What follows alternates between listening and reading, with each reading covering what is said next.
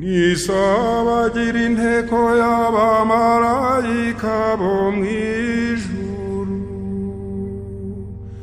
ibyo byegera by'Imana ngaho nibisabagire, maze ubutsinzi bw'umwami w'ikirangirire buvugirizwa impanda z'ubucungurambaga. Isi yose nayo nihimbarwe, kuko yakeshejwe n'imuri zitabarika zibengerana, ubwo yatatswe uburanga n'umwami uhoraho iteka. Niyiyumvemo ko ntawe igihuriye n'umwijima, wari uyibundikiye.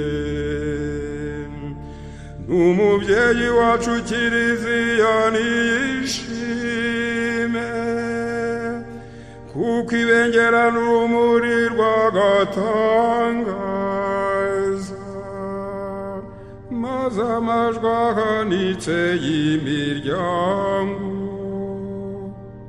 yirangirire muri iyi ngoro ubwayo.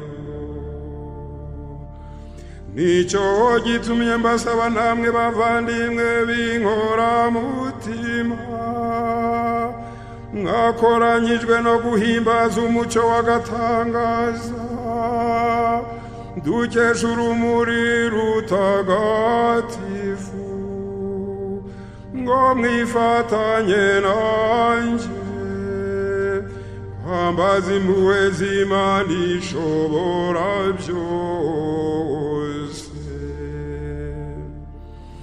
kugira ngo ubwo yishakiye kunshyira mu mubare w'abadiyakoni, nubwo ntari mbikwiye bwose, insakaze nk'umucyo dukesha urumuri rwayo, maze nshobore kwamamaza binoze ibisingizo by'iri tara. Nyagasani Yezu nabane namwe.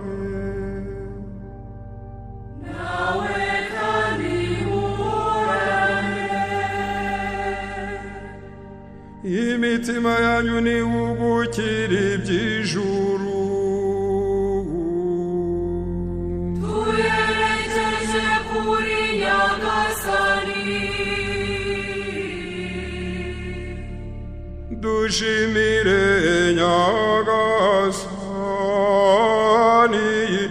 Imana yacu. Birakwiye kandi biratunganye, birakwiye kandi biratunganye.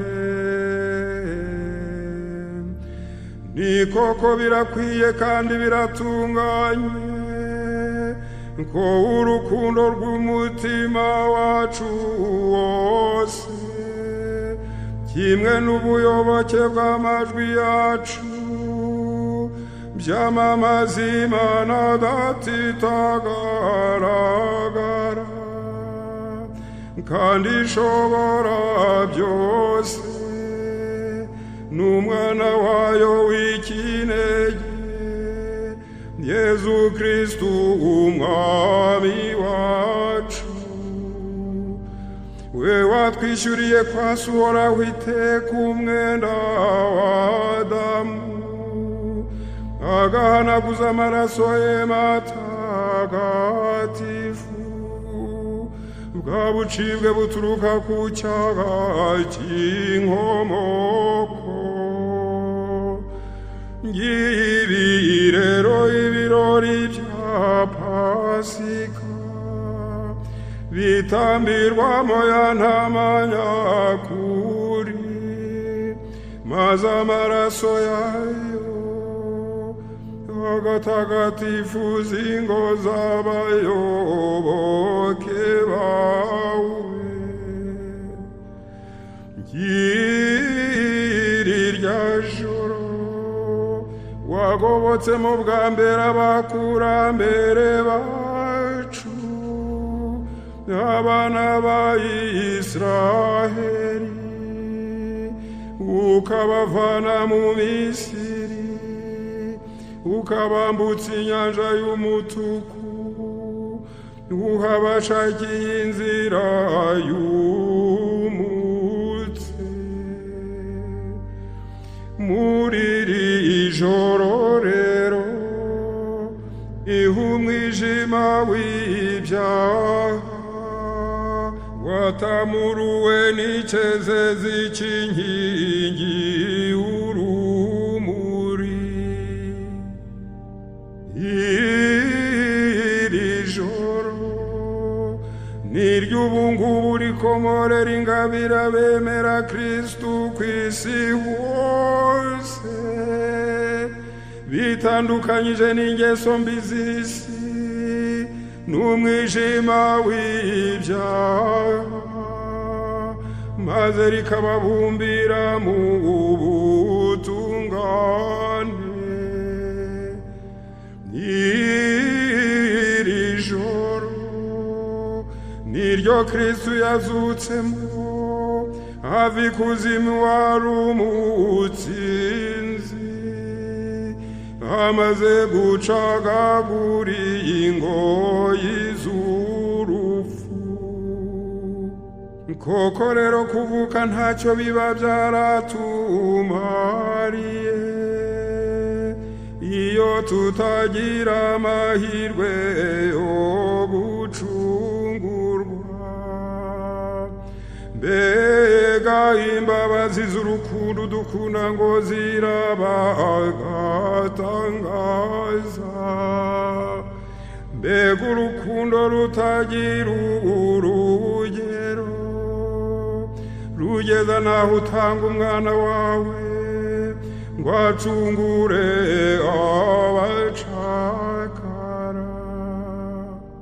Mbega cyaha cyadamungura abangombwa, wowe wagombye guhanagurwa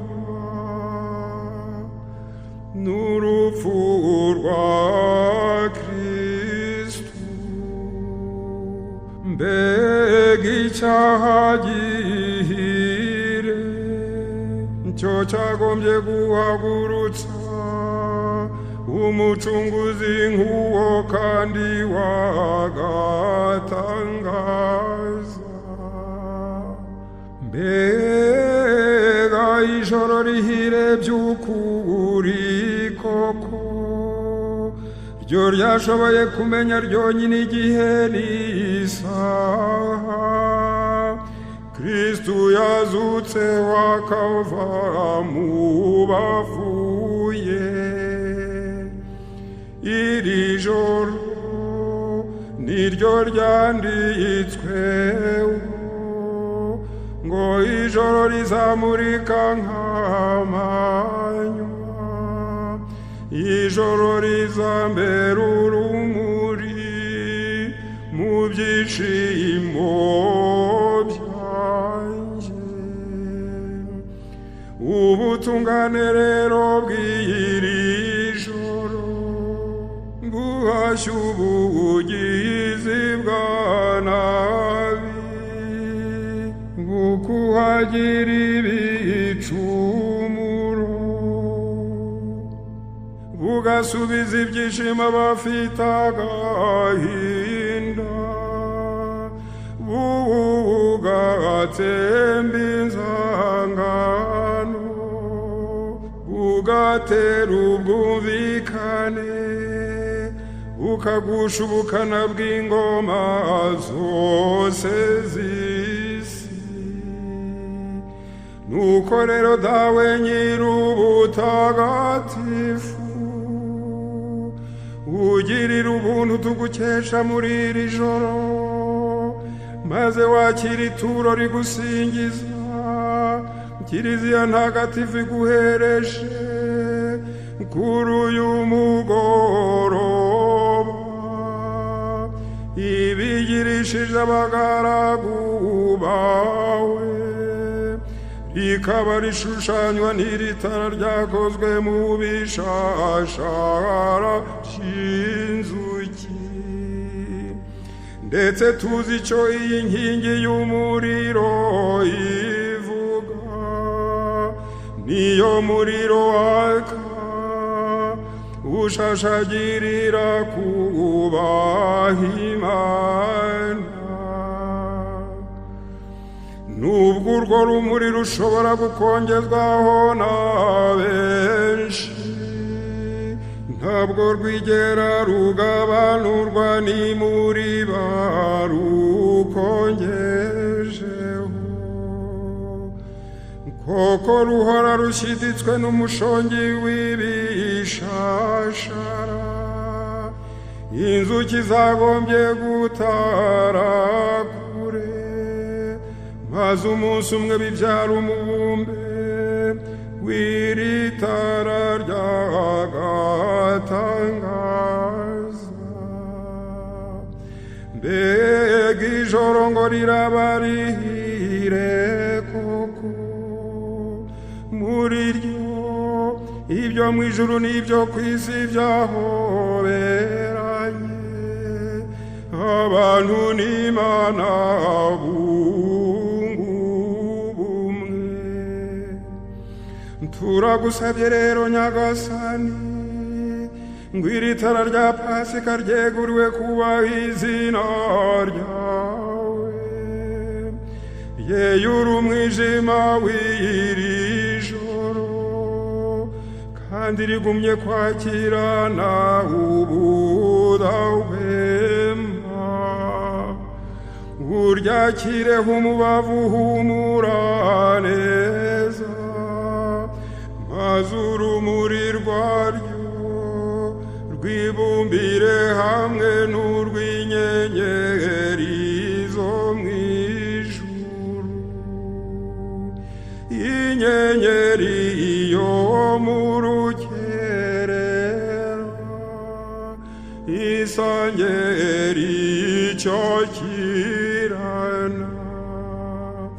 Ndavuga nanone ya nyenyeri yakirana iteka ntizime, ari we Yezu Kristu, umwana wawe wazutse, akava ikuzimu akereye kumurikira imbaga ya muntu.